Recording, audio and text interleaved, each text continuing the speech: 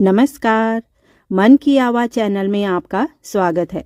हमारी आज की कहानी है साजिश। बेटे बहू के जाने के बाद अपने कमरे में शीला जी बुत बनकर बैठी हुई थी। उनका बदन थर थर कांप रहा था। योगेश जी कब से दरवाज़ा खटखटाए जा रहे थे, लेकिन उन्हें होश ही नहीं था। वो अपने ही ख्यालों में खोई हुई थी।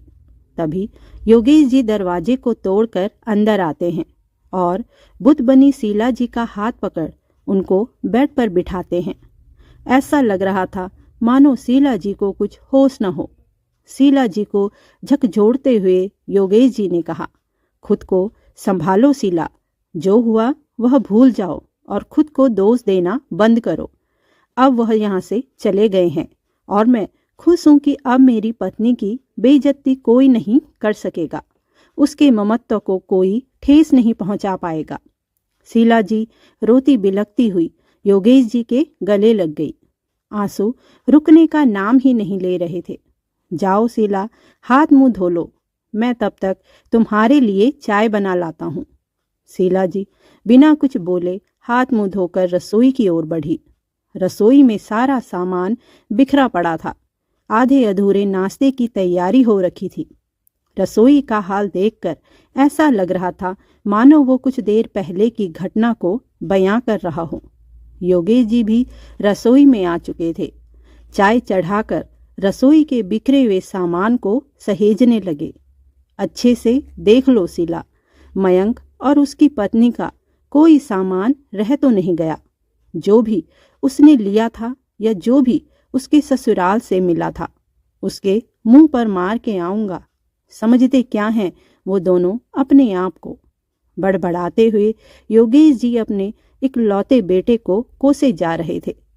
क्या कमी रह गई थी हमारी परवरिश में जो उसने ऐसा किया। हमारे बाद तो सब कुछ उसका ही तो था। बहू के कहने पर जिद ऐसी पकड़ी कि सब कुछ छोड़ छाड़ के ही चला गया। बहू के प्यार में इस कदर फंस गया कि अपने माँ बाप को वृद्धा आश्रम में भेजने की तैयारी कर रहा था। मैं तो ममता में अंधी होकर शायद कर भी देती। वो तो भगवान का शुक्र है कि बहू की बातें मेरे कानों में पड़ गई।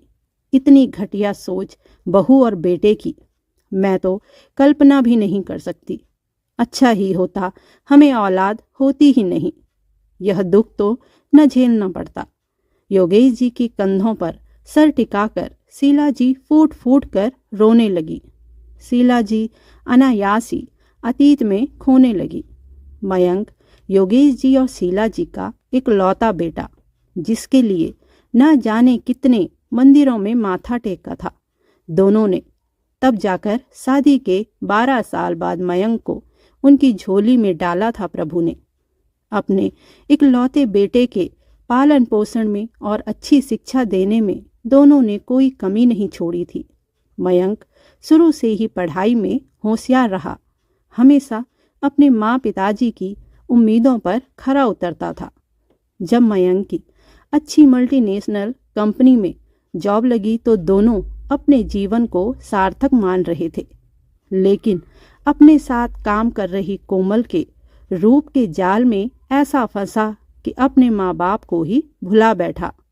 कोमल भी एक ऐसे लड़के की तलाश में थी जिसे वो अपनी उंगलियों पर नचा सके और अपनी मर्जी के अनुसार ढाल सके। कुछ शर्तों के साथ और सास ससुर के साथ ना रहने की शर्त के साथ उसने मयंक के प्यार को स्वीकृति दी थी। इधर इस बात से अनजान शीला जी और योगेश जी बेटे की शादी की तैयारियों में लगे थे और आखिरकार शादी का दिन भी आ गया। अरे आप भी हद करते हो। शादी आपके बेटे की है और यहाँ दूल्हे की तरह तैयार आप हो रहे हैं। शीला जी आईने के सामने तैयार होते हुए योगेश जी को छेड़ते हुए बोली, अरे तो क्या हुआ श्रीमती जी, देखना आज सब मुझे मयंक का बड़ा भाई ही बोलेंगे। आज तो खुशी इतनी है कि बस झूमने का मन कर रहा है। और आप भी अच्छे से तैयार हो जाइए, आखिर हमारे इकलौते बेटे की शादी है। कहते हुए योगेश जी मुस्कुराने लगे। खुले विचारों वाले योगेश जी और शीला जी ने बिना किसी विरोध के बेटे के प्यार को बहू के रूप में स्वीकार कर लिया था। मयंक इकलौता बेटा ही तो था उनका, उसकी खुशी से ज़्यादा और चाहते भी क्या थे।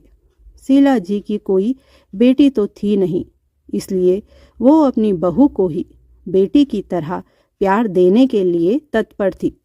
परंतु दूसरी ओर उनकी बहू कोमल के मन में तो कुछ और ही चल रहा था। वो तो घर को अपने नाम करवाकर केवल अपने पति के साथ रहना चाहती थी। बड़े ही धूमधाम से मयंक और कोमल का विवाह संपन्न हो गया और शीला जी बड़े अरमानों से कोमल को बहू बनाकर ले आई। उनकी हमेशा यही कोशिश रहती कि उनकी बहू कोमल को किसी चीज़ की तकलीफ न हो, इसलिए वह स्वयं ही घर के सभी काम कर दिया करती। कोमल ने कभी घर के कामों में कोई रुचि नहीं दिखाई। उन दिनों को याद करते करते शीला जी की आंखें आंसुओं से सराबार हो उठी। गलती हमारी ही है शीला, हमने अपने बेटे की हर मांग बिना कुछ सोचे समझे पूरी की। शायद हमारी ही परवरिश में कोई कमी रह गई थी। आज अगर मैं समय पर ना आया होता तो हम दोनों अपने ही घर से बेघर हो गए होते।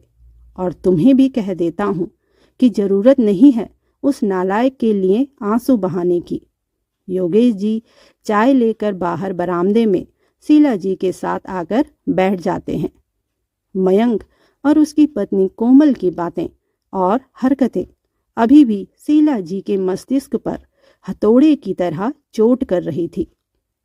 आज सुबह जब योगेश जी अपनी सुबह की सैर पर निकले तब मयंक शीला जी के पास आया और कहने लगा, माँ, कोमल ने इसी शर्त पर मुझसे शादी की थी कि घर अपने नाम करवा लेना।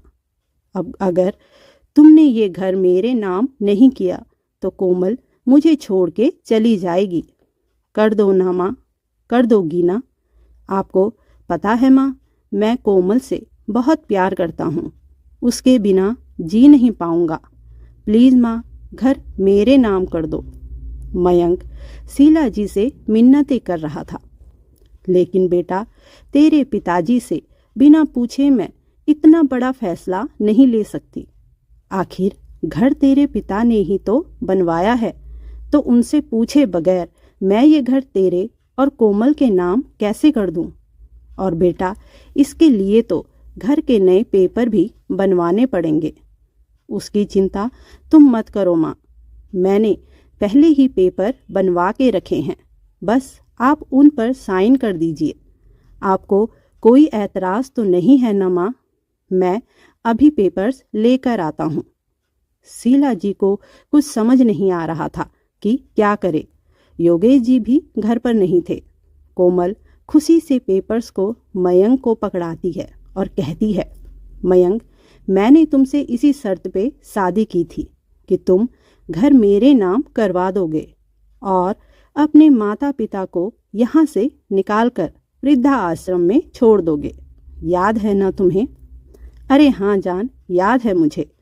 तुम्हारे लिए घर तो क्या, मेरी जान भी हाजिर है। मैंने सब इंतजाम कर दिए हैं माँ पिताजी को यहाँ से वृद्धा आश्रम भेजने के। तुम चिंता मत करो। शीला जी जो बेटे से कुछ बात करने के लिए बेटे बहू के कमरे में आ रही थी, ये बातें सुन सकते में आ जाती हैं। उनके तो जैसे पैरों तले जमीन खिसक गई। शीला जी बोझिल कदमों से हॉल में आ जाती हैं। मयंक बहू की बात मानकर हमें हमारे ही घर से निकालने की तैयारी कर रहा है। नहीं, ऐसा नहीं हो सकता। कितने जतन और पाई पाई जोड़कर इन्होंने ये घर बनवाया है, इसको मैं ऐसे ही किसी को नहीं दे सकती। शीला जी मन ही मन सोचने लगी, लो माँ, साइन कर दो। अगर पिताजी आ गए तो वो नहीं करने देंगे, आप उनके आने से पहले ही कर दो। मयंक पेपर्स को शीला जी के सामने रखकर बोला, बेटा जरा मेरा चश्मा तोला दे, एक बार मैं पढ़ तो लूँ कि इसमें क्या लिखा है। शीला जी बेटे को टालने के ध्येय से बोली, माँ, आपको अपने बेटे पर भरोसा नहीं है क्या? मैं अपने नाम ही तो करवा रहा हूँ घर। आज नहीं तो कल सब कुछ मेरा ही तो होना है, तो क्यों ना आज ही कर दो। मयंक माँ को मनुहार करता हुआ बोला, बेटा भरोसा तो है, लेकिन ये घर तेरे पिता का भी तो है, तो उनसे भी तो पूछना चाहिए ना। क्या पूछना है शीला? अचानक योगेश जी पहुंचकर बोले। शीला जी ने हाथ में पकड़े पेपर्स उन्हें थमाते हुए सारी बातें योगेश जी को बता दी। तुम्हारा दिमाग तो खराब नहीं हो गया है मयंक? तुम हमें हमारे ही घर से बेघर करने में तुले हो। इतनी घटिया सोच, वो भी अपने माँ बाप के लिए। अरे क्या इस दिन के लिए तुझे बड़ा किया था हमने? तुझ जैसे नालायक पर पानी की तरह पैसा बहाया मैंने। क्या ये दिन देखने के लिए? कान खोल के सुन लो तुम दोनों, ये घर हमारा है और हमारा ही रहेगा। हमारे जीते जी ऐसा कभी नहीं हो सकता। कहते हुए योगेश जी ने वो पेपर्स फाड़ दिए।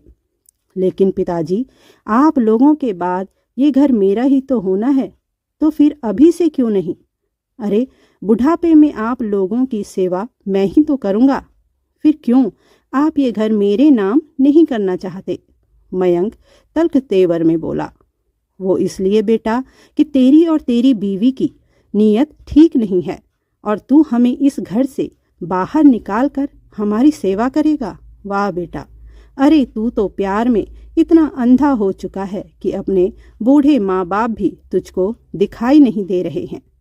अब तुम दोनों ऐसा करो कि अपना अपना सामान बांधो और निकलो हमारे घर से। हम सोच लेंगे कि हमारी कोई औलाद ही नहीं थी। अब मैं तुम दोनों की शक्ल भी नहीं देखना चाहता। योगेश जी का इतना कहना था कि कोमल पैर पटकते हुए कमरे में जाकर अपना सामान बांधने लगी। पीछे पीछे मयंक भी आ जाता है। अरे मुझे तुमसे शादी ही नहीं करनी चाहिए थी। पहले कितने सपने दिखाए और अब मुझे किराए के घर में रहना पड़ेगा। और तुम कान खोल कर सुन लो, मेरे मायके से जो जो सामान आया है वो सब मैं लेकर जाऊंगी। कैसे माँ बाप हैं, अपने बेटे बहू को घर से निकाल रहे हैं। अपना एक भी सामान यहाँ नहीं छोड़ूंगी मैं। कोमल के तीखे तेवर देख मयंक कुछ बोल न सका। शादी मर्जी से की थी तो दुख भी तो अकेले झेलने पड़ेंगे। कोमल रसोई से लेकर बाहर हॉल तक अपना एक एक सामान निकालने लगी। यह सब देख शीला जी अपना आंचल मुंह में दबाए अपनी सिसकी रोकने की कोशिश कर रही थी। साथ में खड़े योगेश जी उनको धैर्य बंधा रहे थे, लेकिन बहू बेटे को यूं जाते हुए वो देख पाती नहीं और अपने आप को कमरे में बंद कर देती हैं। एक बाप बेटे की ऐसे करतूत पर रो रहा था। आंसू बहाने का हक उसे कहाँ होता है? अपनी पत्नी के लिए चाव से बनाया हुआ घर वो इस तरह से हाथ से जाने नहीं देना चाहते थे। मयंक एक गाड़ी में सामान लदवा कर अपनी पत्नी के साथ निकल गया। जिस बेटे के लिए न जाने कितनी मिन्नतें मांगी, कितनी रात जाकर गुजारी, वो ही आज उन्हें घर से निकालने की सोच रहा था। अचानक जोर से बिजली चमकी और शीला जी वर्तमान में लौट आई। योगेश जी शीला जी का हाथ पकड़ते हुए बोले, शीला, मयंक हमारी शादी के 12 साल बाद पैदा हुआ था। बस तुम उसके बाद के सारे साल भूल जाओ। पहले वाले 12 साल याद करो जब केवल मैं और तुम थी। अरे सब कुछ उसका ही तो था, लेकिन हमें घर से बाहर निकाल कर नहीं। आज अगर मैं वक्त में नहीं आता तो न जाने क्या हो जाता। अब उसके लिए आंसू बहाने की ज़रूरत नहीं है। हम दोनों एक दूसरे के लिए काफ़ी हैं। जब अपनी गलती का एहसास होगा तो वापस ज़रूर आएगा वो। दोस्तों, बहुत बार देखा गया है कि बच्चों की जिद के आगे माँ बाप मजबूर हो जाते हैं। बहुत सारे तो ये सोचकर कि हमारे बाद सब कुछ इनका ही तो है, अपना सब कुछ बच्चों के नाम कर देते हैं। लेकिन ऐसा करना सही नहीं है। आज के समय में पहले खुद का सोचकर चलना चाहिए, क्योंकि कल का कोई भरोसा नहीं है। धन्यवाद दोस्तों। कहानी कैसी लगी कमेंट, लाइक, चैनल को सब्सक्राइब ज़रूर करिएगा। धन्यवाद दोस्तों।